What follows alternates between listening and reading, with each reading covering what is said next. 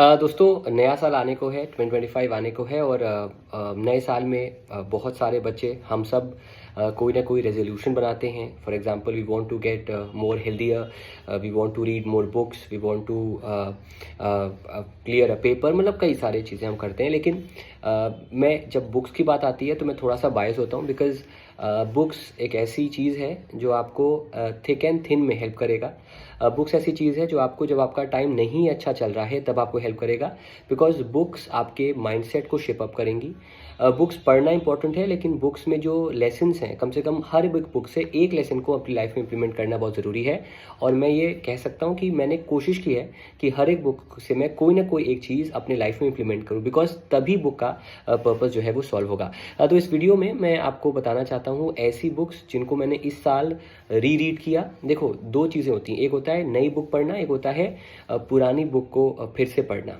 उसके दो कारण सर। पहला कारण है कि जो पुरानी बुक का एक वो होता है ना, उसकी खुशबू जो होती है वो अलग होती है और वो आपको बहुत ही नॉस्टैल्जिक करती है, आपके बचपन की याद दिलाती है। दूसरा, जब आप कोई चीज़ दूसरी बार पढ़ रहे होते हो तो आपको किताब इतनी पसंद आई होती है कि आप उसको एक और मौका देते हो। जैसे कि बहुत सारी मूवीज़ को आप मौका देते हो, वैसे ही बुक्स को मौका देते हो। और इनफैक्ट मूवी देखना या फिर स्क्रॉलिंग करना रील्स पे, उससे लाख गुना बेटर है आपका बुक्स पढ़ना। मैं मूवीज़ भी देखता हूँ, रील्स भी देखता हूँ, लेकिन बुक्स भी पढ़ने की पूरी कोशिश करता हूँ। तो इस पर्टिकुलर वीडियो में मैं आपको कुछ बुक्स के नाम दूंगा जो आप बिल्कुल अवेल कर सकते हैं।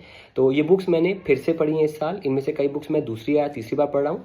तो आइए ज़रा उसको डिस्कस करते हैं। सबसे पहली किताब जो एज अ स्टूडेंट भी मैं आपको कहूँगा, बिकॉज अभी आप स्टूडेंट हो, लेकिन ये चीज़ अभी समझना पड़ेगा, तब जाकर आगे चल के जब आप जॉब करोगे तो आपको हेल्प करेगा। That is psychology of money. इसको मैं 3 बार लगातार 3 साल से पढ़ चुका हूँ। जब से आई थी जिस साल, उस साल पढ़ी, उसके अगले साल पढ़ी, इस साल फिर मैंने इसको पढ़ी है। बिकॉज ये किताब is a reminder that financially या फाइनेंशियल savvy होना is not something of a luxury, it's a skill, a necessary skill everyone should have. जब तक आप फाइनेंशियली नहीं स्टेबल होंगे तब तक आप लाइफ कितना भी पैसा कमा लो, लाइफ सही नहीं होगी।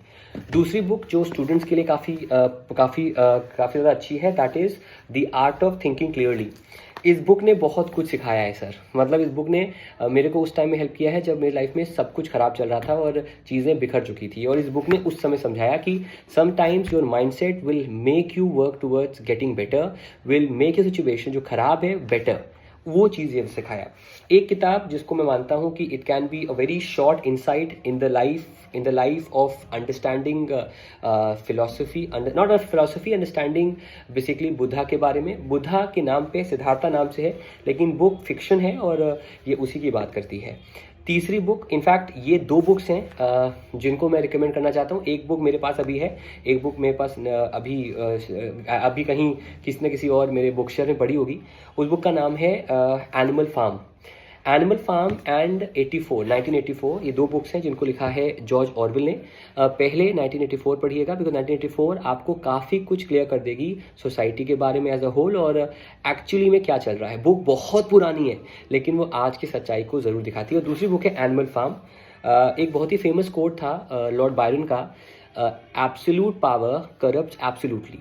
जब आप किसी को भी, इंसान या किसी को भी, जब आप पूरी पावर दे दो आपके इमोशन की या दुनिया की, तो वो करप्शन होना ज़रूरी है। इसीलिए डेमोक्रेसी इंपॉर्टेंट है, इसीलिए राइट्स इंपॉर्टेंट है, इसीलिए लिबर्टी इंपॉर्टेंट है, इसीलिए चॉइस इंपॉर्टेंट है। और इस बुक में बेसिकली पर्सोनिफिकेशन हुआ है एनिमल्स का, जिनमें ह्यूमन ट्रेड्स को दिखाया गया है और कैसे अगर हमने किसी एक जगह को जहाँ पर लोग बंधक थे उनको ही हमने वहाँ का महाराजा बना दिया, कैसे उन्होंने मिसयूज़ किया, कैसे उन्होंने उस चीज़ को यूज़ किया, उस पर्टिकुलर एरिया का, एनिमल फार्म का, वो दिखाया गया है। दूसरा 84 बहुत ही मतलब it's a very dystopian novel, लेकिन काफ़ी ज़्यादा आपको हेल्प करेगी in understanding a lot about society as a whole. फिर एक किताब जिसको पढ़कर मैं जितनी बार मैंने पढ़ी है मुझे रोना आया है और अपने लाइफ को मैंने बहुत ज़्यादा मतलब मैं अपने को बहुत ज़्यादा ग्रेटफुल मानता हूँ कि ये मेरे साथ नहीं हुआ। इनफैक्ट एक ऐसी किताब है जिसने मेरे को हम्बल रहना सिखाया है, जिसने मेरे को बुरे से बुरी सिचुएशन में खुश रहना सिखाया है और होपफुल रहना सिखाया है कि हाँ, ये होप मेरे पास है तो हमेशा रहेगी। उस किताब का नाम है the Man Search for Meaning. Viktor Frankl किताब है। इट इज़ मतलब ये और 2 किताबें मैं कहूँगा इसके साथ, Anne Frank's Diary, the Diary of Anne Frank, और एक और किताब है the Autobiography of a Yogi. ये एक ट्राइमविरेट कह लीजिए है। पहले स्टार्ट करिए आप इससे, फिर डायरी ऑफ एन फ्रैंक पढ़िए, जो कि शी वॉज, उनका वो जर्नलिस्ट के अकाउंट है, मतलब it's based on his her turbulences in the Hitler era, in the era when आपका जेनोसाइड हो रहा था जर्मनी में। ये किताब भी उसी पर्टिकुलर समय की है, उसके आसपास की, और it's a real life account ये भी।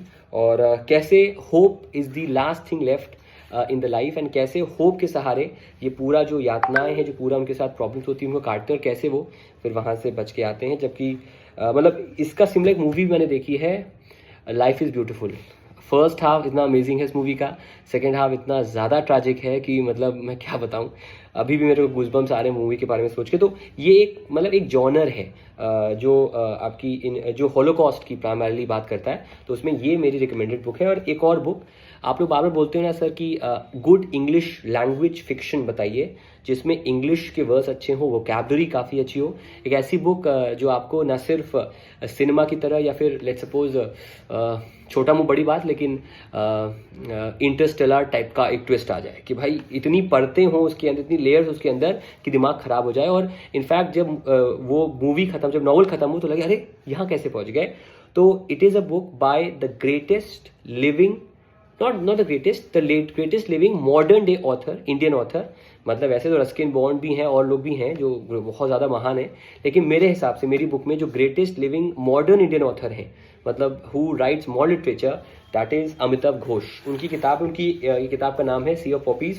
ये किताब को मेरे को 2017 में मैं एक कोचिंग में पढ़ता था कैट की, तो उसके जो मतलब डायरेक्टर थे, उन्होंने रिकमेंड की। उन्होंने इनफैक्ट मुझे 2 बुक्स रिकमेंड की थी, एक बुक सी ऑफ पॉपीज़ का, और second book the blue ocean strategy. Blue ocean strategy basically focus करती है कैसे आपको उस जगह पर काम करना चाहिए जहाँ पर दुनिया काम नहीं कर रही है। For example AI blue ocean था आज से 4 साल पहले, अब AI सब कोई काम कर रहा है।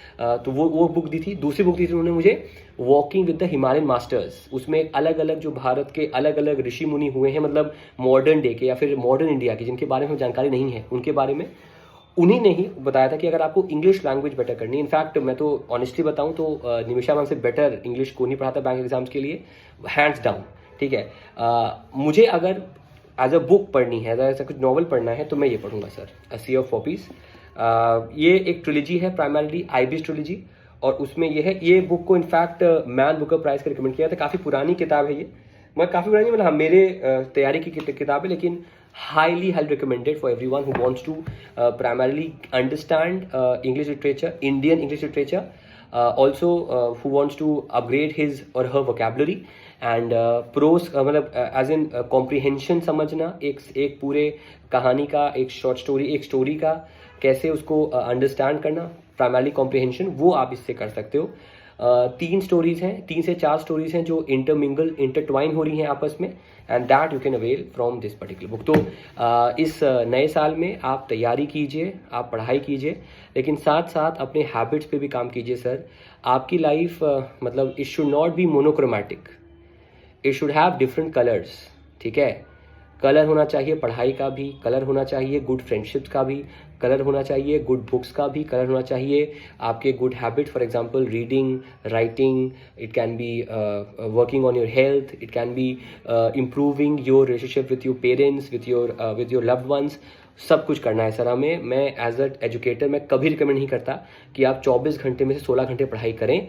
आप दिन भर में कम से कम 1 से 1.5 घंटा निकालें अपने हैबिट्स के लिए, उन चीज़ों के लिए जो आपको बचपन से पसंद थी, या फिर उन चीज़ों के लिए जो आपको बेहतर इंसान बनाती हैं। तो ये मेरी रिकमेंडेशन थी। मैंने सोचा था मैं आपको 3-4 बुक्स बोलूँगा, लेकिन जब बुक्स की बात आती है और करंट अफेयर्स की बात आती है तो मेरे सेशन लंबे हो जाते हैं, और ये सेशन इसीलिए लंबा आपका जो है वो हो चुका है। तो thank you so much, and I hope आपको रिकमेंडेशन पसंद आई है।